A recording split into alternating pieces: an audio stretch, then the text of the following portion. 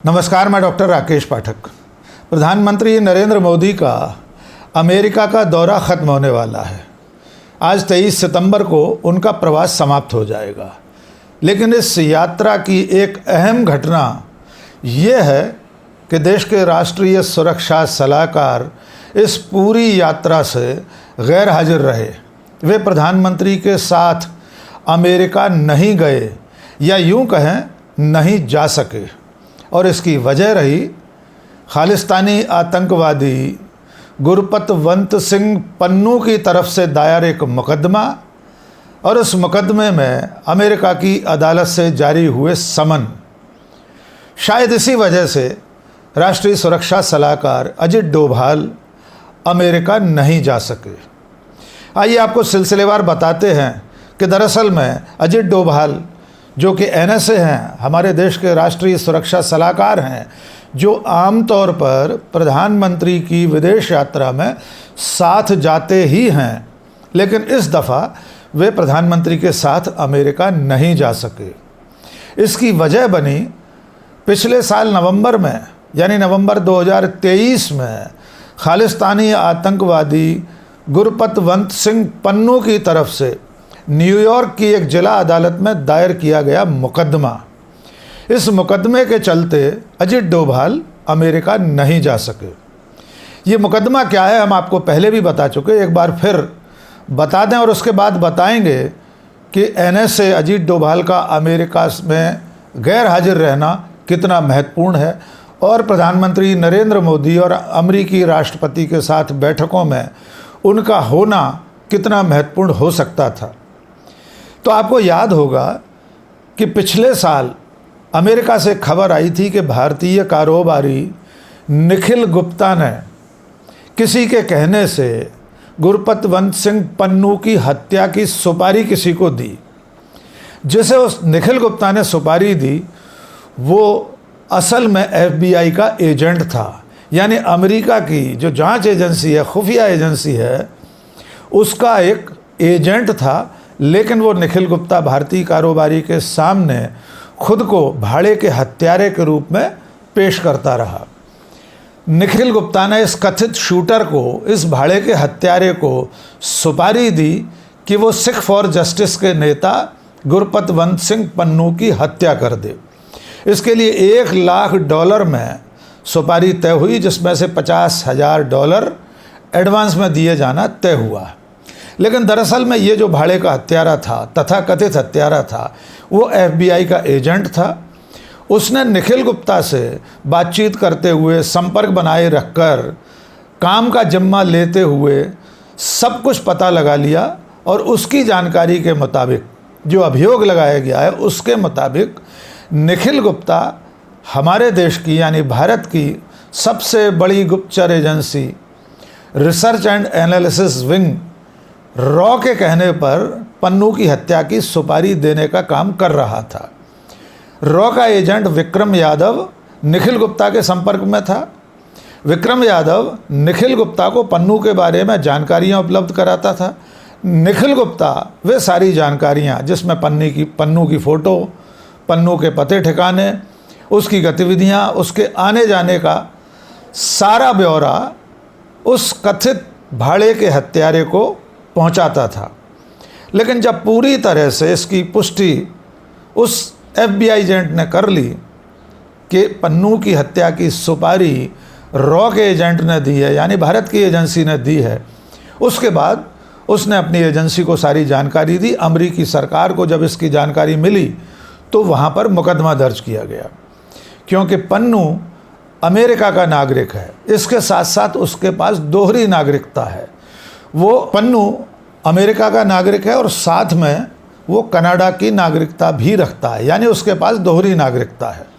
लेकिन अमेरिकी नागरिक की हत्या की साजिश का खुलासा होने पर अमेरिका में इसको लेकर गंभीरता से शिकायत दर्ज कराई गई। पन्नू ने न्यूयॉर्क की एक अदालत में वाद प्रस्तुत किया, उसने केस रजिस्टर कराया और पन्नू की इस फरियाद पर भारत सरकार के राष्ट्रीय सुरक्षा सलाहकार अजित डोभाल, रॉ के तत्कालीन चीफ सामंत गोयल, रॉ के एजेंट विक्रम यादव और भारतीय कारोबारी निखिल गुप्ता के खिलाफ मुकदमा दर्ज कर लिया गया। उन्हें न्यूयॉर्क की उस अदालत ने समन भी जारी कर दिए। प्रधानमंत्री नरेंद्र मोदी की अमेरिका यात्रा से ठीक पहले ये समन जारी हुए हैं। यानी अमेरिका अपने नागरिक पन्नू, जो कि खालिस्तानी आतंकवादी है, जो भारत सरकार की नज़र में भारत की तरफ से घोषित आतंकवादी है, उसकी शिकायत पर गवर्नमेंट ऑफ इंडिया यानी भारत सरकार को, हमारे राष्ट्रीय सुरक्षा सलाहकार को, हमारे रॉ के भूतपूर्व चीफ को, रॉ के एजेंट को समन जारी करता है। उनसे 21 दिन में जवाब तलब करने को कहा गया है कि वे अपना जवाब पेश करें। और इस बीच में 21 सितंबर से प्रधानमंत्री नरेंद्र मोदी की अमेरिका यात्रा शुरू होती है। उस यात्रा पर भारत ही नहीं, दुनिया भर की नज़र थी कि समन जारी होने के बाद, अदालत से जवाब तलब होने के बाद, क्या राष्ट्रीय सुरक्षा सलाहकार अजित डोभाल अमेरिका जा पाते हैं या नहीं जाते हैं। और जब प्रधानमंत्री के साथ जाने वाले अधिकारियों की सूची सामने आई तो उसमें अजित डोभाल का नाम नहीं था। इस बीच में प्रधानमंत्री की अमेरिका यात्रा के समय शनिवार को प्रधानमंत्री नरेंद्र मोदी की अमेरिकी राष्ट्रपति जो बाइडेन के साथ औपचारिक भेंट हुई। उस मुलाकात में सबसे पहले खुले तौर पर ये बात सामने आई कि उस मीटिंग में अजित डोभाल नहीं थे, क्योंकि वे भारत से प्रधानमंत्री के साथ गए ही नहीं थे। वो बैठक कितनी महत्वपूर्ण थी। स्वाभाविक तौर पर प्रधानमंत्री और अमेरिकी राष्ट्रपति की बैठक सर्वोच्च स्तर की बैठक है। उस बैठक में भारत की तरफ से विदेश मंत्री एस जयशंकर थे, भारत के विदेश सचिव विक्रम मिस्त्री मौजूद थे, अमेरिका में भारत के राजदूत विनय क्वात्रा मौजूद थे, और अमेरिका की तरफ से जो बाइडेन के साथ उनके विदेश मंत्री, अमेरिकी विदेश मंत्री एंटनी ब्लिंकन, दिल्ली स्थित अमेरिकी राजदूत एरिक गारसेटी, जो उस वक्त अमेरिका में हैं इस वक्त, वे भी इस बैठक में मौजूद थे, और वहाँ के राष्ट्रीय सुरक्षा सलाहकार जैक सुलिवन, यानी हमारे एनएसए राष्ट्रीय सुरक्षा सलाहकार अजित डोभाल के समकक्ष जैक सुलिवन, अमेरिका के राष्ट्रीय सुरक्षा सलाहकार, वे भी इस बैठक में मौजूद थे। लेकिन जो व्यक्ति गैर हाजिर था उसका नाम है अजित डोभाल। ऐसा माना जा रहा है कि अमेरिका की अदालत से जो समन जारी हुआ है उसके चलते अजित डोभाल का अमेरिका जाना ठीक नहीं था। कानूनी प्रक्रिया में कोई ऐसी स्थिति हो सकती थी कि अमेरिका की अदालत या वहाँ की सुरक्षा एजेंसियाँ सीधे अजित डोभाल को तलब कर लेती। इससे भी ज़्यादा महत्वपूर्ण जानकारी जो सामने आई है वो ये है कि अमेरिका के राष्ट्रीय सुरक्षा परिषद ने, राष्ट्रीय सुरक्षा सलाहकार के कार्यालय ने, राष्ट्रपति भवन ने, राष्ट्रपति कार्यालय ने प्रधानमंत्री नरेंद्र मोदी की यात्रा से ठीक पहले, पिछले बुधवार को, यानी प्रधानमंत्री के पहुंचने से चंद घंटे पहले, अपने दफ्तर में अमेरिका स्थित सिख संगठनों से, अमेरिका में सक्रिय सिख संगठनों के साथ एक मुलाकात की थी। उन संगठनों के नाम भी जान लीजिए। एक संगठन है अमेरिकन सिख कॉकस कमेटी, दूसरा है सिख संगठन, तीसरा है Sikh American Legal Defense and Education fund.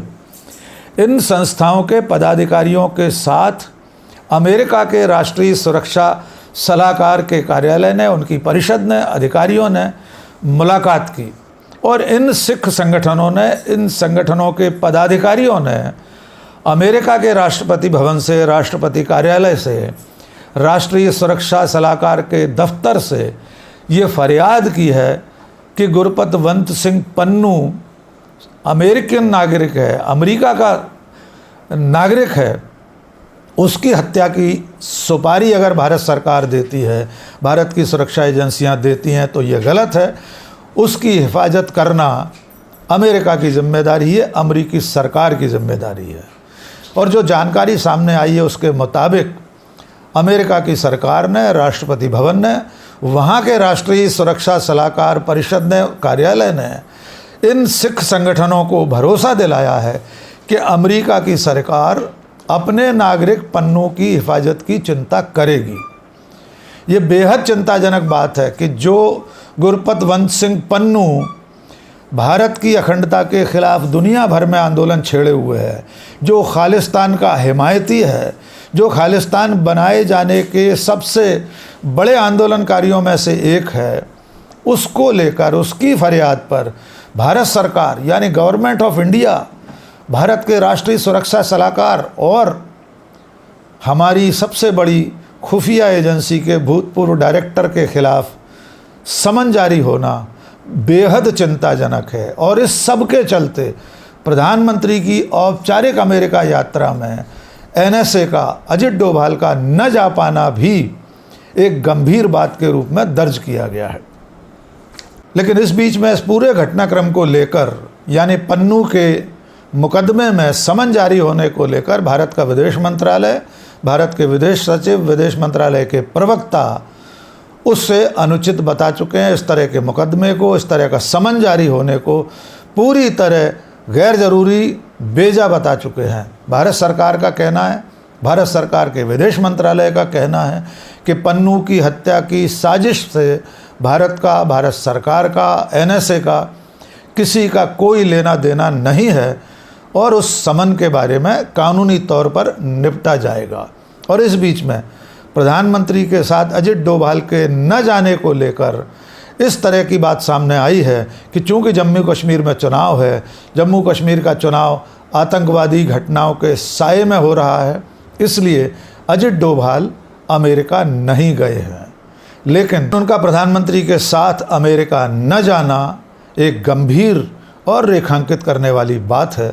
देखना होगा आने वाले दिनों में भारत सरकार पन्नू द्वारा दायर मुकदमे में क्या जवाब देती है, इस समन का जवाब किस रूप में जाता है और आगे चलकर अमेरिका की अदालत इस मुकदमे का क्या निराकरण करती है। आज के इस वीडियो में बस इतना ही। बहुत बहुत शुक्रिया। जय हिंद।